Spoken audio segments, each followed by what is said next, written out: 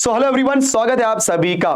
So students, आज हम discuss करने वाले हैं एक मानी जानी यूनिवर्सिटी के सिलेबस के बारे में। जी हाँ, जैसा कि आप सभी लोगों को पता है कि मैथ्स 1 का एग्जाम हो चुका है खत्म, मतलब इंजीनियरिंग मैथमेटिक्स 1 का एग्जाम हो चुका है फिनिश्ड। एंड आप सभी लोग की भारी डिमांड के बाद कि सर मैथ्स 2 भी लेकर के आओ, तो हम आ चुके हैं आपके पास SPPU, that is what, Savitribai Phule Pune university. आप सभी को पता है, faculty of science and technology बच्चों। तो यहां पर हम डिस्कस करने वाले इंजीनियरिंग मैथमेटिक्स 2 का फुल सिलेबस। एग्जैक्टली सिलेबस में क्या है, क्या पढ़ना है, क्या नहीं पढ़ना है, सारी चीजें। पहली बात तो मैं आपको बता देना चाहता हूं कि जैसा आपने मैथ्स 1 में देखा कि आपको मैट्रिसेस मिला था, आपको कॉम्प्लेक्स नंबर मिला था, आपको पार्शियल डिफरेंशिएशन मिला था, मतलब ये सारी चीजें कहीं ना कहीं आपको आसान लगी होंगी। लेकिन मैं आपको बता देना चाहता हूं कि जैसे जैसे लेवल बढ़ता है, चाहे वो मैथ्स 1 हो, engineering mathematics 1, mathematics 2, 3 and so on, आपका डिफिकल्टी लेवल भी बढ़ता है। तो भाई, अगर आपने इंजीनियरिंग मैथमेटिक्स 2 नहीं लिया, मतलब बहुत बड़ी गलती करने जा रहे हो। तो पहले एक बार सिलेबस देख लेते हैं, फिर डिस्कस करते हैं कैसे करना है। तो बच्चों, सिलेबस की बात करेंगे तो फर्स्ट ईयर में सेमेस्टर नंबर 2 के अंदर जो हमारा इंजीनियरिंग मैथमेटिक्स 2 है, जैसा कि आपको सामने से दिखाई दे रहा होगा, सबसे यूनिट नंबर, टोटल 6 यूनिट पढ़ने पड़ेंगे हमको यहाँ पे। Unit number 1 2 3 4 5 6। यूनिट नंबर 1 के अंदर जो चैप्टर है, इसका नाम है first order ordinary differential equation. जैसा कि आप लोगों ने क्लास 12th में डिफरेंशियल इक्वेशन मैथमेटिक्स 2 में पढ़ा हुआ है। जी हाँ बच्चों, और उसमें आप लोग क्या करते थे, आप लोग डिफरेंशियल इक्वेशन फॉर्म करते थे, डिफरेंशियल इक्वेशन सॉल्व करते थे। अच्छा, सॉल्व करने के लिए 3 मेथड भी थे, याद है? Variable separable method, homogeneous differential equation, उसके बाद लीनियर डिफरेंशियल इक्वेशन। तो बच्चों, यहां पर वो कॉन्सेप्ट तो यूज होगा, लेकिन अलग वे से, बिकॉज हम यहां पे डिस्कस करने वाले हैं what is exact differential equation, right. उसके बाद किसी भी इक्वेशन को एग्जैक्ट डिफरेंशियल इक्वेशन फॉर्म में कैसे रिड्यूस करना है। फिर आपका लीनियर डिफरेंशियल इक्वेशन क्या होता है, and the equation which is reducible to the linear differential equation. उसके बाद बर्नौली इक्वेशन। तो यहां पे हम 3 चीजें पढ़ेंगे, एग्जैक्ट डिफरेंशियल इक्वेशन क्या होता है, उसके बाद अलग अलग टाइप के डिफरेंशियल इक्वेशन मिलेंगे, उसे हम लोग एग्जैक्ट डिफरेंशियल इक्वेशन में कन्वर्ट करके सॉल्व करेंगे।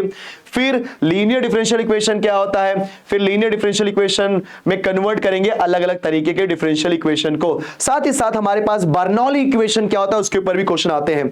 तो यूनिट नंबर 1 में फुल्ली आप सोचोगे कि सर यहां पे तो 3 ही टॉपिक दिया है, तो छोटा चैप्टर नहीं। ये जब हम कन्वर्ट करते हैं ना एग्जैक्ट फॉर्म में, तो ऐसे बहुत सारे टाइप्स हैं, टाइप 1, टाइप 2, टाइप 3, टाइप 4। बंदा टेंशन में आ जाता है, टाइप को देख करके ही बंदा टेंशन में आता है। लेकिन हमने इतने आसान तरीके से सारी चीजें सिखाने वाले हैं कि आपको इतना मजा भी आएगा और सारा कॉन्सेप्ट एकदम डिटेल में सीख भी जाओगे, क्योंकि सब कुछ हम बेसिक लेवल से सिखाते हैं। ऐसा नहीं कि एकदम बीच में आ गए और एडवांस लेवल पे स्टार्ट कर दिया, एकदम बेसिक से एडवांस तक जाते हैं। यूनिट नंबर 2 की बात करेंगे बच्चों, तो यूनिट नंबर 2 आपका है application of differential equation. Direct question आते हैं बच्चों, डायरेक्ट क्वेश्चन मैं बता रहा हूं कि application of differential equation two orthogonal trajectory क्या होती है। न्यूटन्स लॉ ऑफ कूलिंग, भाई फिजिक्स केमिस्ट्री में सब पढ़े आपने, फिर भी पढ़ाऊंगा। Kirchhoff's law of electric circuit याद है, इसके बारे में मैंने किया है। रेक्टिलिनियर मोशन क्या होता है, सिंपल हार्मोनिक मोशन क्या होता है, one dimensional conduction of heat क्या होता है। तो एकदम बच्चों देखा जाए तो ये जो टॉपिक्स आपको दिए हैं डायरेक्ट क्वेश्चन टॉपिक है, इसके ऊपर एकदम स्पेसिफिक क्वेश्चंस आते हैं। तो एकदम सिंपलेस्ट बोल सकते हैं, one of the simplest chapter of this mathematics, engineering mathematics 2। लेकिन उसके बाद जो आता है इंटीग्रल कैलकुलस, जिसमें आप बात करते हो रिडक्शन फार्मूला। यस बच्चों, रिडक्शन फार्मूला में जैसे अगर हम बात करेंगे nth ऑर्डर हो जाए तो उसको कैसे सॉल्व करना है, sin raised to n आ जाए, cos raised to n आ जाए तो कैसे करना है। उसके बाद बीटा गामा फंक्शन कई लोगों को परेशान करता है, बीटा गामा फंक्शन कई लोगों को परेशान करता है बच्चों, क्योंकि इंटीग्रेशन में कुछ ऐसे टाइप के फंक्शंस होते हैं जिनको डायरेक्ट सॉल्व करना इट इज वेरी डिफिकल्ट। तो बीटा गामा फंक्शन हो गया, जैसे फूरियर सीरीज हो गया, लैपलास ट्रांसफॉर्म हो गया, ये सब आगे आएगा, बट अभी हम बीटा गामा फंक्शन के बारे में बात करते हैं। तो बीटा गामा फंक्शन इन सारी चीजों को सिंपलीफाइड फॉर्म में लाता है। फिर हम सीखेंगे DUIS, that is what, differentiation under integral sign, मतलब इंटीग्रेशन के अंदर डेरिवेटिव कैसे निकालना होता है। बेटा इंटीग्रेशन के अंदर डेरिवेटिव कैसे निकालना होता है, साथ साथ एरर फंक्शंस क्या होता है।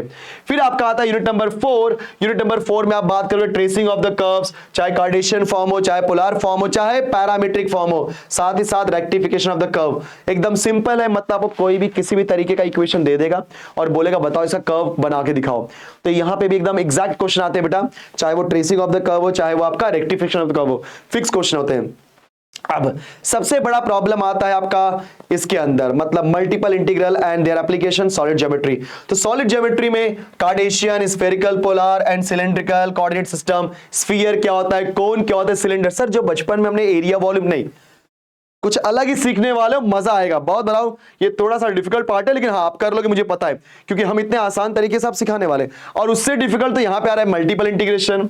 अभी तक तो आपने सिंगल इंटीग्रेशन सीखा था, यहाँ पे मल्टीपल इंटीग्रेशन आ रहा है कि डबल इंटीग्रेशन क्या होता है, ट्रिपल इंटीग्रेशन क्या होता है, और डबल इंटीग्रेशन ट्रिपल इंटीग्रेशन के अंदर ऑर्डर चेंज करके इंटीग्रेशन कैसे निकालते हैं, इंटीग्रेशन मतलब डबल इंटीग्रेशन ट्रिपल इंटीग्रेशन का यूज करके एरिया कैसे निकालते हैं, वॉल्यूम कैसे निकालते हैं, मास कैसे निकालते हैं, centre of gravity, moment of inertia. Sir ये तो सब फिजिक्स में था बेटा, मैथमेटिक्स का ही पार्ट है सब, राइट। तो ये सारी चीजें कैसे निकालते हैं हम इसके बारे में डिस्कशन करने वाले हैं। एंड बच्चों मैं आपको बता देना चाहता हूं पूरा का पूरा जो मैथमेटिक्स है एकदम सिंपल तरीके से आपको सिखाया जाएगा, एकदम आसान भाषा में, एकदम बेसिक से आपको पूरा बेसिक सिखाया जाएगा। आपको जो इंपॉर्टेंट क्वेश्चंस है आपके सेमेस्टर एग्जाम में पूछे जाते हैं वो सारी चीजें बताई जाएंगी आपको। कंफर्म डीपीपी मिलेगा, आपका जो भी डाउट है वो सारे डाउट सॉल्व किए जाएंगे। तो प्लीज आप सभी लोग से रिक्वेस्ट है कि अगर आप रिस्क लेना चाहते हैं तो मैं क्या ही बोलूं, लेकिन ये सबसे ज्यादा आपको डिफिकल्ट लगने वाला है। इसके लिए आपको एक ऐसा कोई ऑप्शन चाहिए, एक ऐसा कोई प्लेटफॉर्म चाहिए जहां पर ये सारी चीजें आसान तरीके से मिल जाए। तो आप सभी लोग जानते हैं कि दिनेश सर इंजीनियरिंग ऐप के ऊपर आपने ऑलरेडी मैथमेटिक्स 1 किया हुआ है एंड आपने बहुत अच्छे मार्क्स भी स्कोर किए, चाहे वो इंटरनल एग्जामिनेशन हो, चाहे वो किसी भी तरीके का सेमेस्टर एग्जामिनेशन हो, कोई भी एग्जाम है बेटा।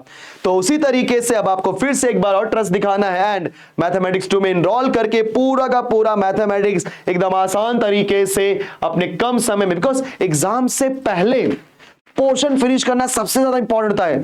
अरे यार जब एग्जाम से पहले पोर्शन ही नहीं फिनिश रहेगा तो कैसा चलेगा, नहीं चलेगा ना। तो इसलिए आप सभी से नो डाउट आप सभी लोग इतने ज्यादा समझदार हैं कि आप सभी लोगों को ये सारी टॉपिक्स आपको कैसे भी लगेंगे, लेकिन मेरा एक्सपीरियंस है कि भाई डिफिकल्ट तो लगता है, तो वो डिफिकल्टी लेवल को कम करने का तरीका हमारे पास है। ओके सो टेंशन नहीं लेना है, फटाफट सभी लोग दिनेश सर इंजीनियरिंग ऐप पे जा करके SPPU that is Pune university वहां पे दिखाई देगा इंजीनियरिंग मैथमेटिक्स 2 का, आप सभी को उसको इनरोल करना है एंड अपना कोर्स स्टार्ट करना है। बिकॉज ज्यादा देरी करोगे आपको लगेगा चलो कुछ टाइम बाद लेते हैं, कुछ टाइम बाद लेते हैं, तो फिर क्या होगा आपका सेमेस्टर एग्जाम आ जाएगा, है कि नहीं। देखो आप सभी को पता है कि ये जो भी आपको कंटेंट है एकदम बहुत ही मिनिमल अमाउंट में मिल रहा है और ऐसा आपको कोर्स कहीं और नहीं मिलेगा। साथ ही साथ आपको पूरा डाउट सॉल्यूशन मिलता है हर एक टाइप के क्वेश्चंस का। कंफर्म बच्चों, तो आप सभी से रिक्वेस्ट है कि फटाफट कोर्स में एनरोल कर लो एंड बेस्ट वे से अपनी स्टडी करो, क्योंकि हम सभी लोग चाहते हैं कि आपका जो एक अच्छे मार्क्स को स्कोर करने का कंसिस्टेंसी और मेंटेन रहे।